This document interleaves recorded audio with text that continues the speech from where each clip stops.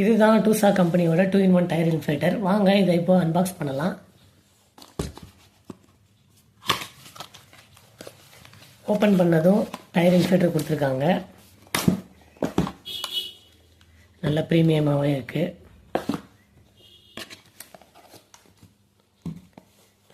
தென் பார்த்தீங்கன்னா பவுச் ஒன்று கொடுத்துருக்காங்க. தென் டயரில் இன்சர்ட் பண்ணுற நாசில் கொடுத்துருக்காங்க.